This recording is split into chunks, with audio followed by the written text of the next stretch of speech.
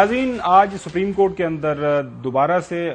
جو آپ کو ہیئرنگ شروع ہوئی. آپ کو پتا ہے کہ وہ سیولینز کا ملٹری کورٹس کے اندر ٹرائل کے حوالے سے ڈفرینٹ پٹیشن ہوئی ہیں. جو ہے ویکینڈ سے پہلے بھی اس کے اوپر ہیئرنگ چل رہی تھی. بینچ بیٹھا، بینچ دوبارہ ٹوٹ گیا.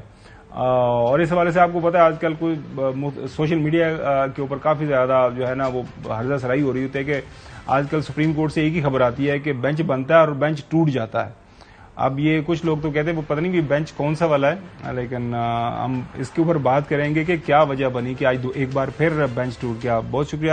راجہ محسن، ہمارے مایا ناز کورسپونڈنٹ. ایکسپیکٹڈ تھا کہ دوبارہ یہ جو ایک بینچ بنا تھا، پہلے یہ 9 ممبر بینچ تھا. 2 ججز نے، جسٹس قاضی فائز عیسیٰ صاحب اور جسٹس سردار طارق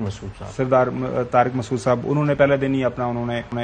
ایک جو ہے اپنے آپ کو اس بینچ سے علیحدہ کر لیا. انہوں نے ایک ایکسکیوز دیا، وہ آپ کو پتا پریکٹس اینڈ پروسیجر کا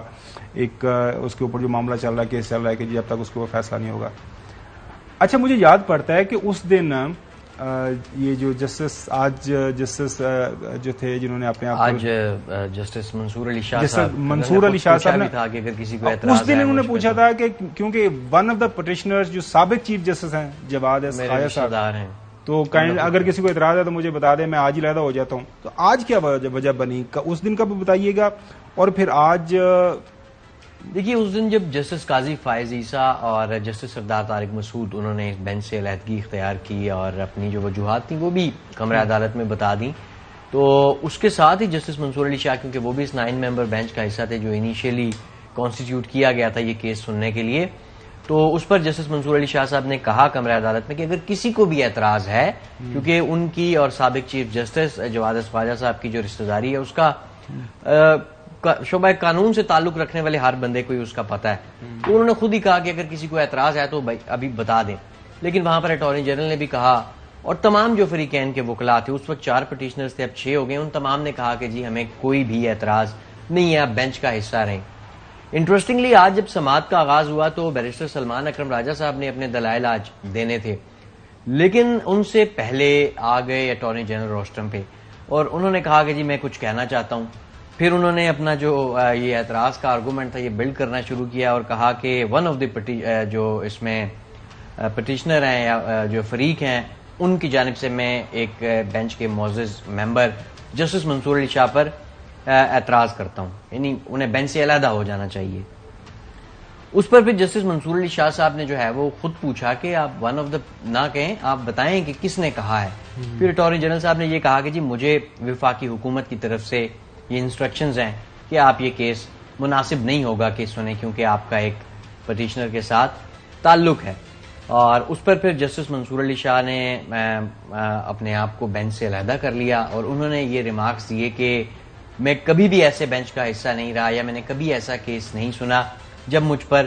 سوال اٹھا دیا گیا یا مجھے بینچ سے علیحدہ ہونے کا کہا گیا، تو لہٰذا میں یہ کیس نہیں سن رہا. اور اس کے بعد وہ اٹھ کر چلے گئے اور بینچ جو ہے وہ ایک دفعہ پھر یہ نہیں ایک بینچ بھی دوسری دفعہ ٹوٹا.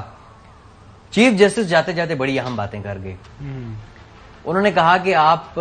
یہ بار بار ایک سیریز ہے، آپ مسلسل سپریم کورٹ آف پاکستان کی طرف سے بنائے گئے بینچز پر اعتراض کر رہے ہیں اور ادارے کو اور سپریم کورٹ آف پاکستان کے جو معزز ججز ہیں ان کو بدنام کیا جا رہا ہے اور ہم پہلے ہی بہت زیادہ تحمل کا مظاہرہ کر رہے ہیں. آپ جو ہے وہ مطلب کن گراؤنڈز پہ کیا کہنا چاہتے ہیں؟ کیا جج صاحب کوئی مفادات کا ٹکراؤ ہے، جانبدار ہیں، وجہ کیا ہے؟ اس پر اٹارنی جنرل نے کہا کہ جی مجھے انسٹرکشنز ہیں حکومت کی طرف سے